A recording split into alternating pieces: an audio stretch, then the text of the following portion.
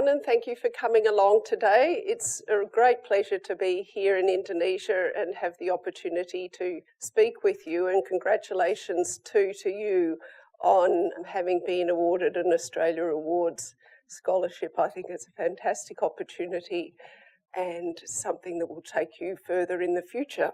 I'm a Senior Research Fellow at Monash University in the School of Public Health and Preventive Medicine, and I also coordinate and teach into our Master of Public Health program.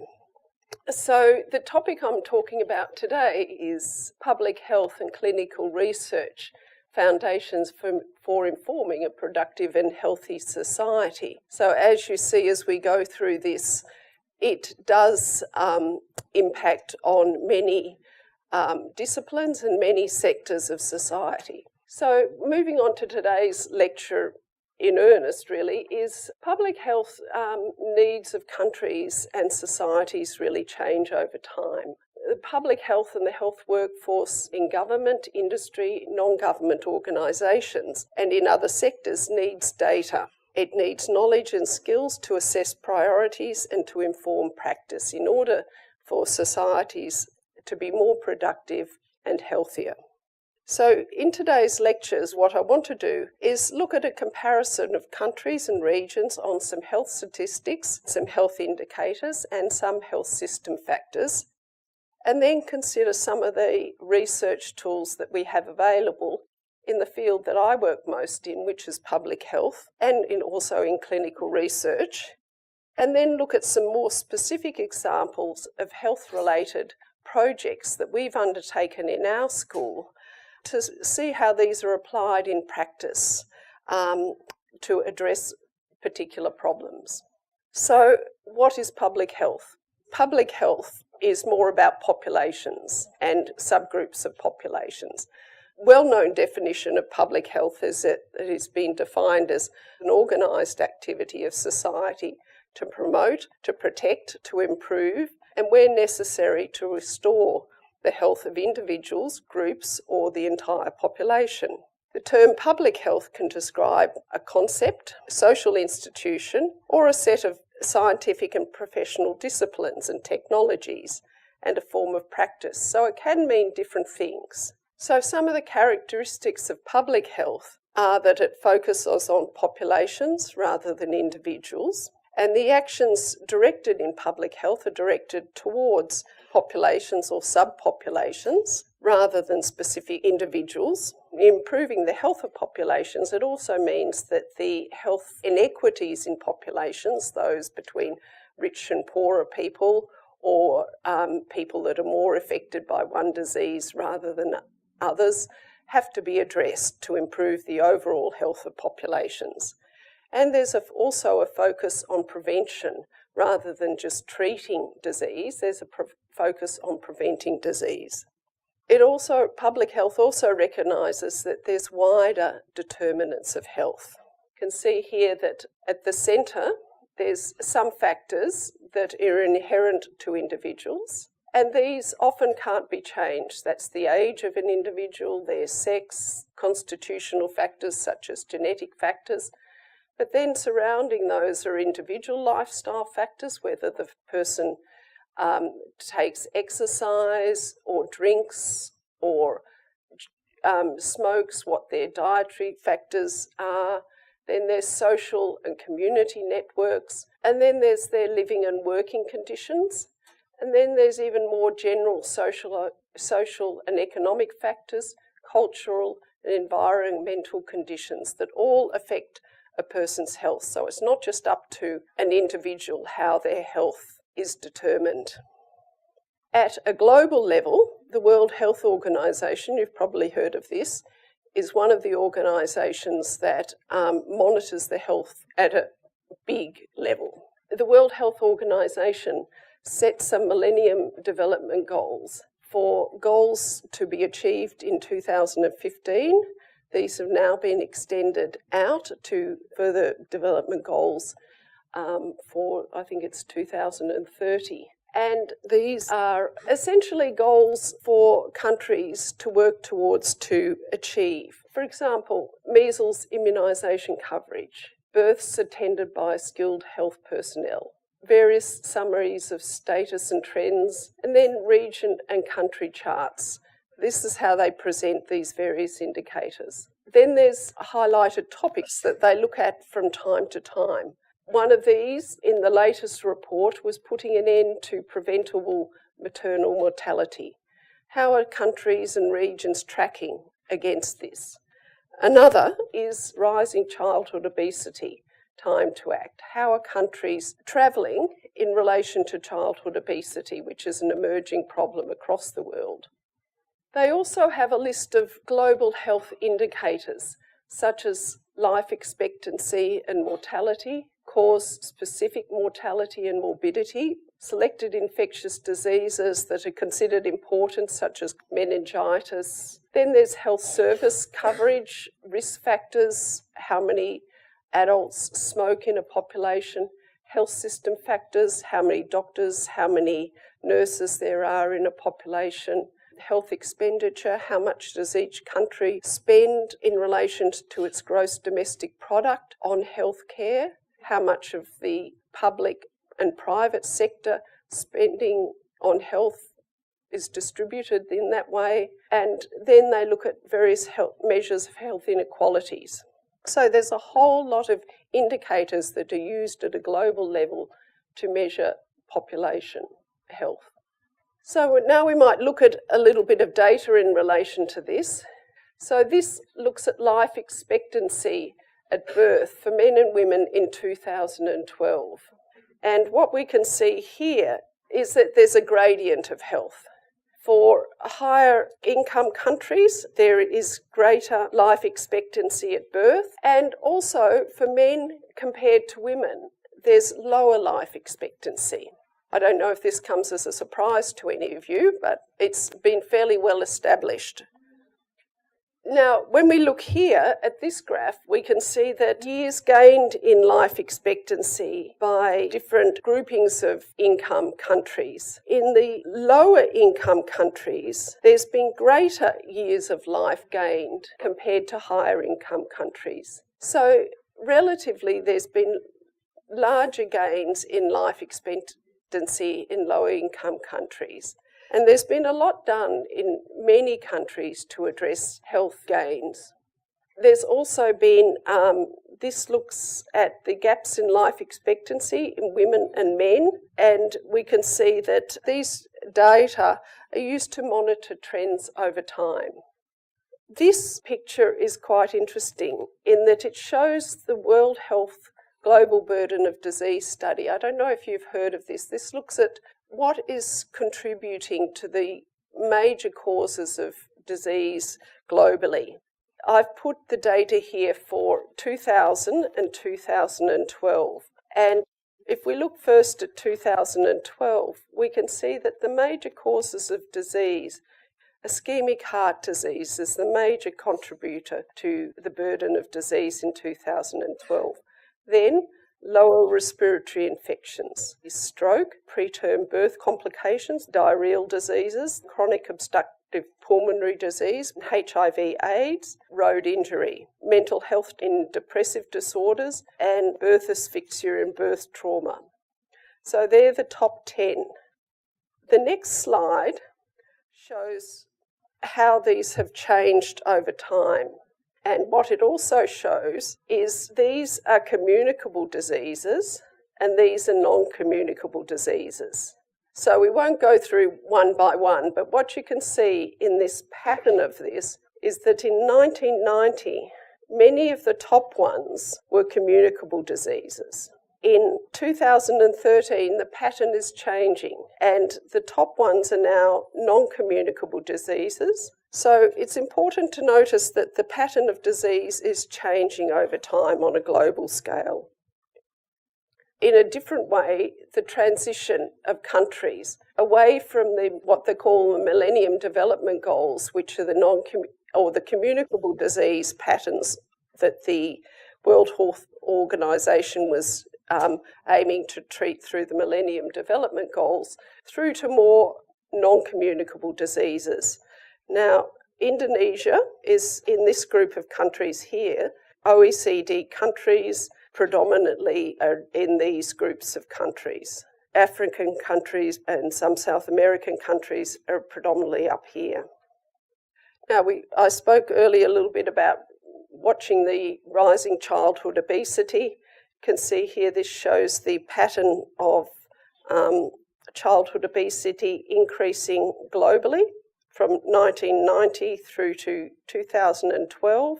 They plotted this on a global map, and the darkening colours interestingly show increasing prevalence of global obesity shows up, and it's not necessarily in areas that you'd expect it to be. Now, health expenditure as share of GDP. The USA spends a massive 16.9% of their GDP on health. The OECD countries spend 9.3%, Australia spends 9.1%, Indonesia spends 3%, according to this data in 2012 data. That's one statistic, but it also needs to consider what value you get for that. If countries are achieving their goals with that proportion of spending, that's good. If countries aren't achieving their goals and don't necessarily have good health outcomes as a result of a massive amount of spending, then that's not good. So there's many factors that one needs to take to account when you're looking at this. It's just one indicator. I understand we have Medicare in Australia, and you'll find that out when you get there and want to go and see a doctor at some stage. And I understand also that you're also moving towards a universal healthcare coverage scheme. And this has been seen to be one of the beneficial aspects to increase coverage for everyone in society in terms of primary, secondary and tertiary healthcare services to achieve more universal health coverage. I tried to actually look at some of the indicators of health in terms of Indonesia and OECD countries in preparing this talk, and it wasn't entirely that easy to find direct comparisons. I couldn't find a median age for OECD countries. Obviously, the health expenditure per capita is quite different. There's a difference in the breakdown on health sector by public-private funding sources. I couldn't find a total fertility rate for the OECD countries. The infant mortality rate is considerably higher in Indonesia, as is the maternal mortality rate. Immunisation coverage is different. Physician ratios are different. Life expectancy is lower in Indonesia, but from the data I looked at, there's been considerable improvements in the life expectancy in Indonesia over the past decades. And smoking rates are comparable in Indonesia and the OECD countries.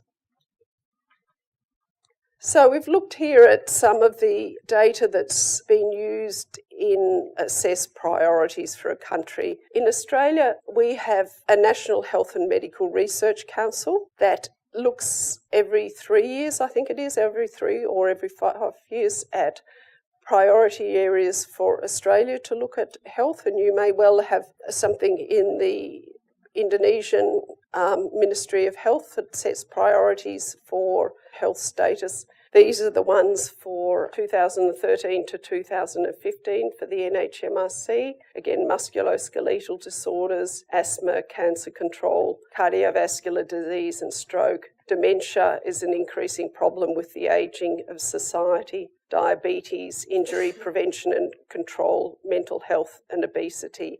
And these aren't that different to the sort of problems that were being faced on a global scale either.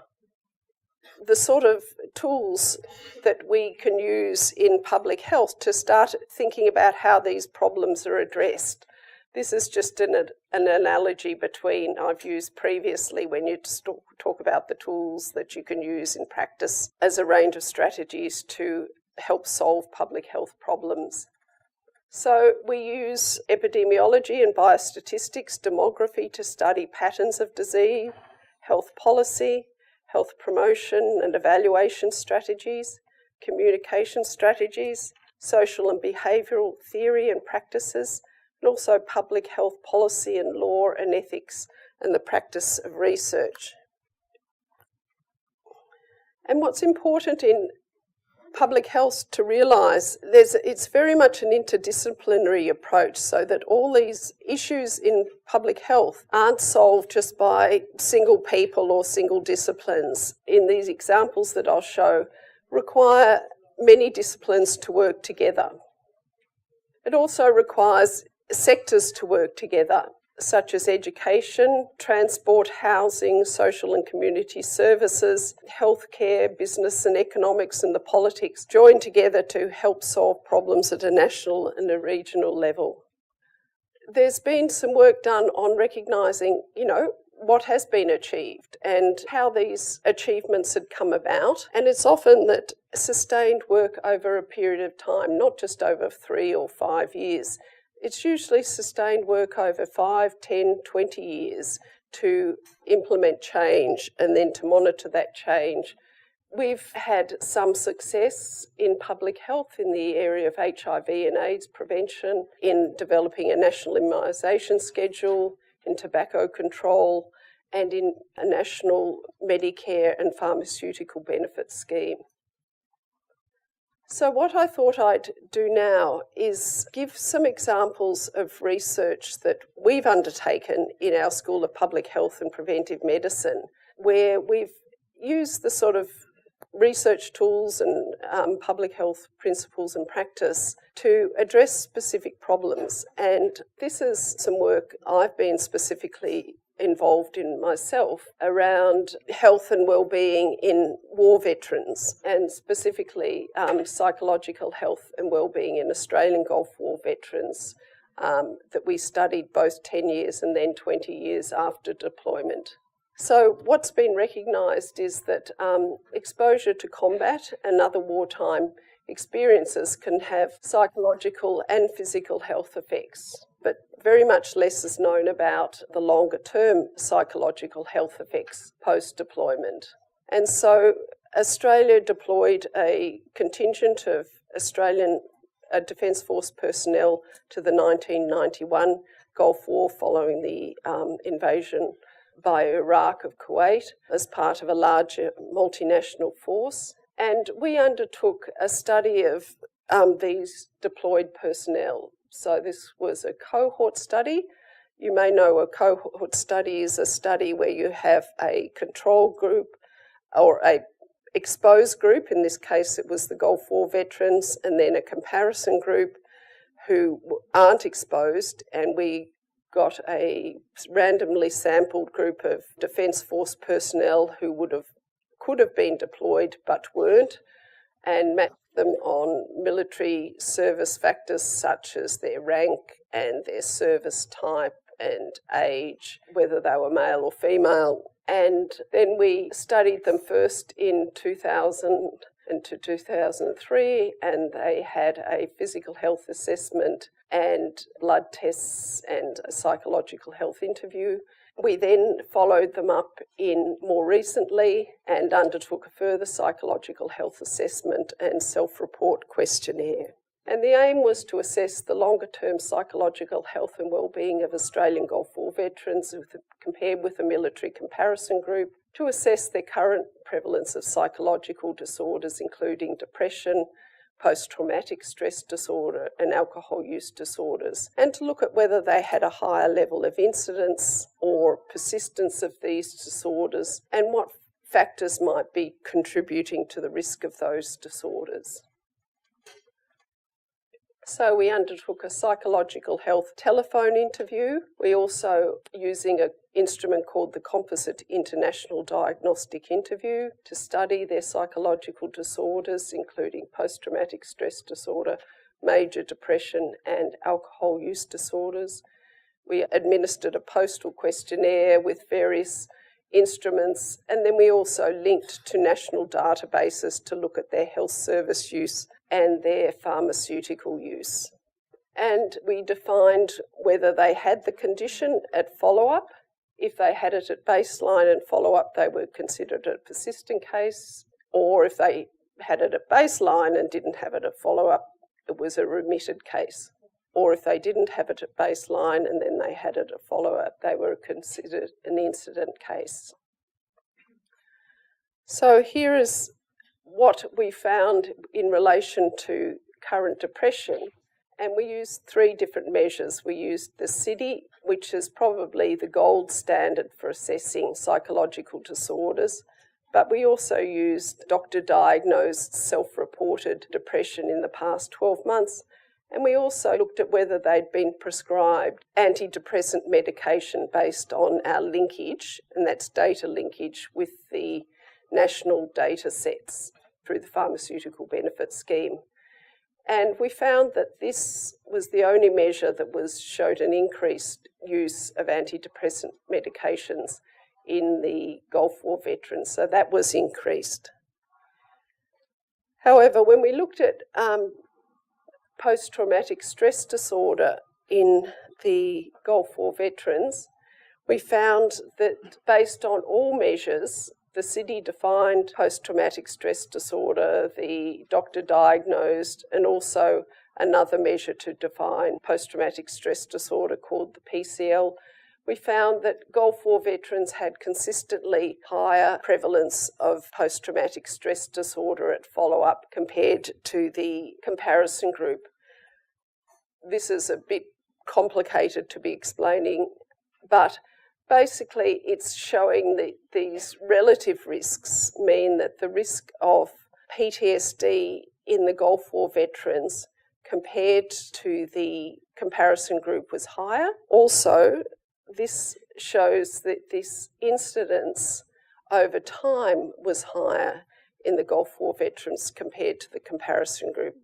Over time, they were more likely to develop new PTSD.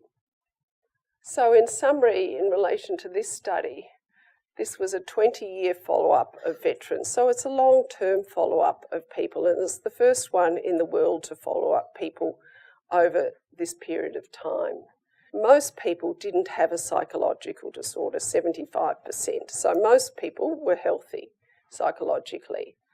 But for some people, there was increased psychological morbidity in Gulf War veterans compared with the comparison group. And it wasn't explained by other factors such as traumatic life events or other deployments in the interim that they might have had.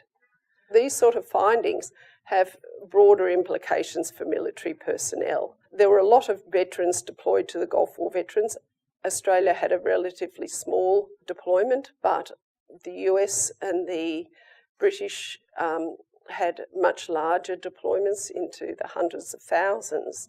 So this has widespread implications when there are an increased risk of psychological disorders, and it has very important implications, for military personnel, for their families and for society when there's increased risk of psychological disorders. And it has important implications for the military in terms of providing effective strategies to identify and manage such psychological disorders. So just to acknowledge that these are collaborative efforts, these studies, they require a lot of work from people, they require input from the naval personnel, from Defence Force personnel, from the Department of Veterans Affairs. The second study I'd like to talk about is health effects of bushfire smoke. This was done partly because there's a known association between an increase in what's called PM2.5. That stands for particulate matter 2.5. Now, you may know that, but 2.5 refers to 2.5 microns. So these are very small, ultrafine particles that can become inhaled into the lung and from bushfire smoke or from other forms of smoke, but they're very small particles and an increased risk of cardiac and respiratory events, including asthma, heart failure and cardiac arrest. But there's very little known about the risk at individual level, individual patient level. Australia, as you would know if you watch the news, is very prone to bushfires. We have a lot of bushfires in summer and some can be devastating. Regional Victoria, the state where we live, is regularly exposed to high concentrations of biomass smoke from bushfires or from planned burns, which are burns that are undertaken by our fire authorities to try and reduce the load of available grasslands to decrease the risk of huge fires, and also from winter wood smoke. So the aim was to assess the respiratory and cardiovascular health effects of smoke using sensitive clinical health measures. And this was a prospective study, which means a study looking forward, not looking backwards, on participants living in areas affected by outdoor biomass smoke. And the health measures were done during clean air times, as well as during exposure to smoke from planned burns, from bushfires, and from a major event which was a coal mine fires, and also winter wood smoke. So exposure assessment is obviously a really important part of how you look at the exposure load to this type of exposure, and it was fairly sophisticated exposure assessment modelling that was undertaken to look at the real-time exposure to this particulate matter as well as the peak concentrations, and I'll show you a graph of this. And measurements were taken over a week with chemical analysis of the composition of the smoke. So the health outcomes that were measured were a lung inflammation test to look at the effects on the lung of the smoke that was inhaled, which was a nitrous oxide measurement, and blood pressure monitoring to look at the variability, and blood markers of inflammation, as well as heart rate variability using a Holter monitor, and endothelial function, that's looking at the blood vessel functioning. So the Holter monitoring is done by placing electrodes over the body and then monitoring the change in the heart rate and the patterns of the ECG monitoring. And then there's various sophisticated measures of the status of the blood flow in blood vessels, including flow-mediated dilatation and velocity time integral. Now, that's pretty complicated. Suffice to say that this was pretty sophisticated investigation at an individual level that was used to monitor the effects on people, exposure and individual clinical measurements. This shows the exposure assessment, and you can see that the daily PM count, the 2.5 count, this was a planned burn, and you can see how relatively the peak that occurred in the smoke count. This is the advisory standard for a PM count, just to put that into perspective. Also, here's another graph just to show the daily PM 2.5 concentrations in 3 different locations and how that advisory standard was exceeded. This was the Hazelwood mine fire study that I talked about, where the actual mine caught on fire and how very much higher that was. And the bushfires that preceded that. So there's the mine fire and then the bushfires. And also another peak in relation that was thought to be in relation to wood heater emissions. But there's considerable variability in these PM 2.5 counts. So in total, 195 people had smoke assessments done, and these were done across planned burns, bushfire smoke, coal mine fire smoke, and wood smoke. And what was found was that the PM 2.5 count was directly associated with increased exhaled nitric oxide, which reflects increased lung inflammation. And this was consistently across all of the different and similar across all of the different types of smoke, although it wasn't statistically significant in the wood fire smoke category. So in summary, in these results, high short-term peaks of the PM 2.5 particulate matter exposure were observed during the planned burns, and lung inflammation was associated with exposure to outdoor smoke. Heart rate variability was significantly associated with and affected by smoke exposure, and this can have clinical implications in terms of cardiac events. Status of blood vessels in particular, one of those indicators, was significantly affected by smoke exposure. And again, as we've seen before, there's lots of collaboration, lots of integration of different disciplines that are required to undertake the work required in public health research. This study was one that's being undertaken by researchers in our school in collaboration with an institute in India to assess the impact of community-level hygiene intervention and a water intervention using riverbank filtration. So it's a slightly different disease and a different intervention requiring engineering and hydrological contributions. So as you've seen from the Global Burden of Disease study, diarrheal diseases are a very prevalent contributor to global burden of disease, and 90% of diarrhea-related deaths are due to unsafe water, inadequate sanitation and poor hygiene. And in India, diarrhea is responsible for 300,000 deaths in children under 5 every year. So, cost-effective, sustainable interventions that can improve water quality are very important. This isn't just relevant to India, it's relevant to many countries around the world.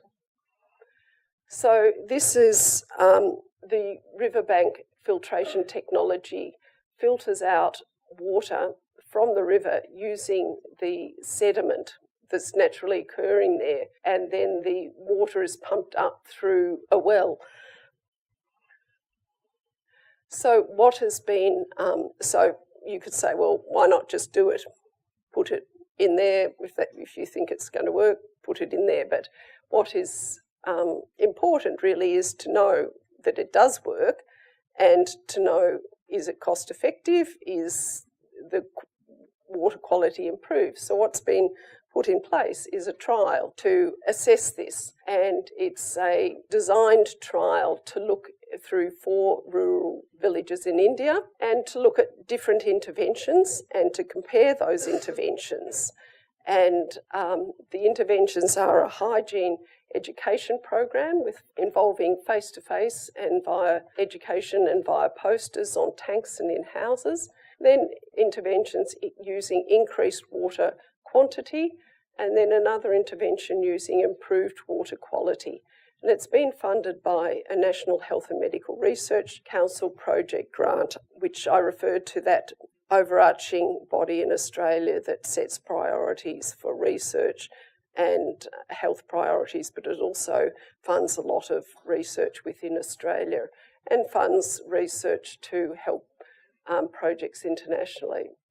So the aim is to measure the effect of hygiene education and riverbank filtration treated water on the prevalence of diarrhoea, as well as on other body systems that are affected, including respiratory and skin infections, and to determine whether hygiene education and provision of riverbank filtration treated water leads to changes in hygiene practices and preferred domestic water supply or household water consumption, and then to assess the feasibility of this and the cost effectiveness introducing this in India. So this is like a pilot program, assessing whether it works in a small area and then whether it can be expanded into a larger area, and to assess whether there's any possible counter effects in contamination. So the methodology involves some of those things that we've talked about in other studies, which is household surveys to assess the health outcomes, their hygiene practices, their water usage, and also their socio-economics, as that may affect.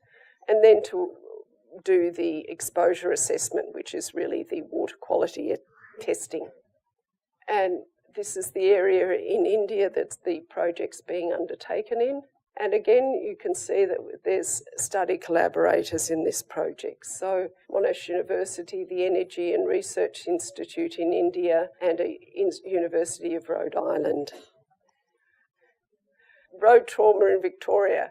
We have good data collection systems for road traffic. There's been a big emphasis on actually collecting data, and if anything's come out of the talk, I think today you've seen that data systems for actually collecting data so that you can then monitor that data and look at how systems are tracking for addressing health problems is important.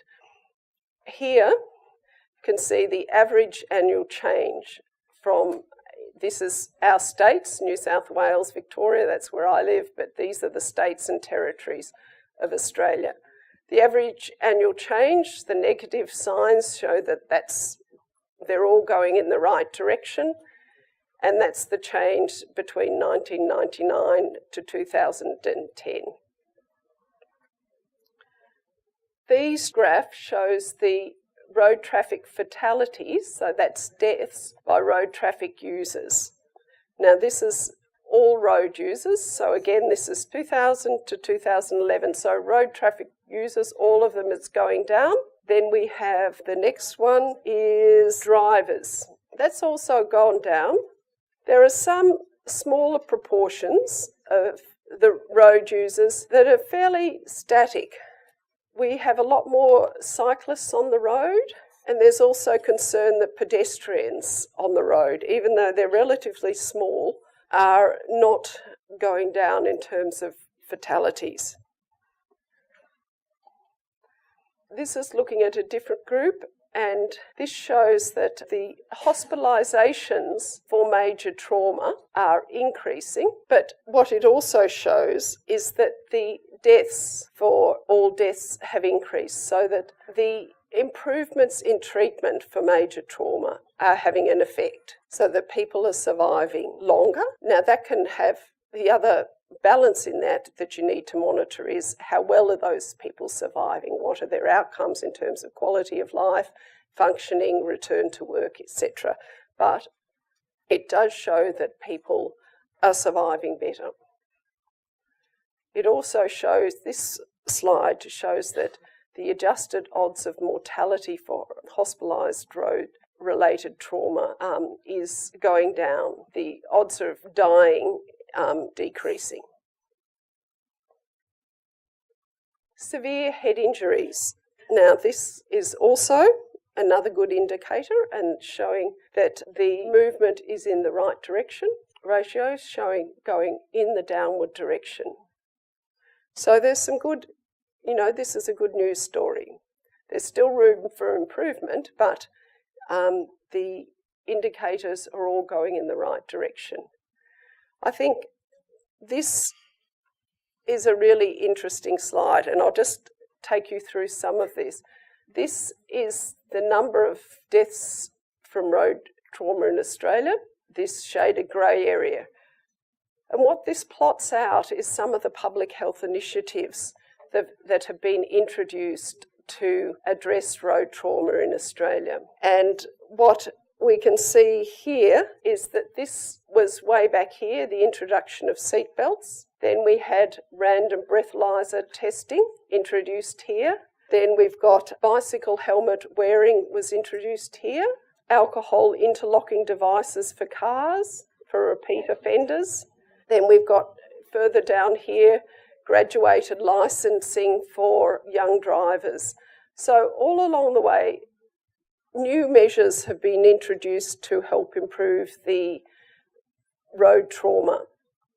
And when you look at it, it's really not over 5 years, as I said at the beginning of the talk, or 3 years. It's really over 10 years, 20, 30 years that the differences have been made.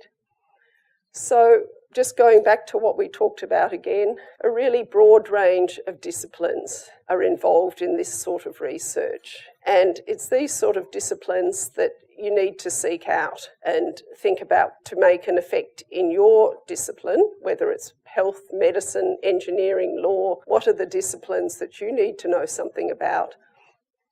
These are the sort of disciplines in our School of Public Health and Preventive Medicine that are involved in research and have been built up in the school. And our research doesn't just happen in isolation. We've had stories in newspapers. People were involved in the Ebola outbreak in Africa and were featured in the news around that, around breast screening, around the forensic investigation of the Ned Kelly outlaw and finding his skull and all sorts of things. So a whole range of unusual stories. So finally, I'd just like to sort of conclude that what we've been talking about, I think, here is that public health research informs an understanding of health at a global level, a national level, community level, for building a healthier and a productive society. Public health is interdisciplinary and intersectoral in nature. What I've given here is 4 examples of studies: veterans' health, health effects of bushfire smoke, improving water quality, injury prevention, which have implications in Australia but also, internationally for relevance. There's an enormous scope of public health and preventive medicine research that is undertaken within our school and that informs the education practices and translation within the school and within society more generally. And I think there's really exciting opportunities for you to contribute into whatever field you're going into. And I think you have, a really great opportunity in being awarded the scholarship that you have been doing and to contribute in whatever field you're working in. And thank you very much for your attention and for coming today and for inviting me to speak. Thank you.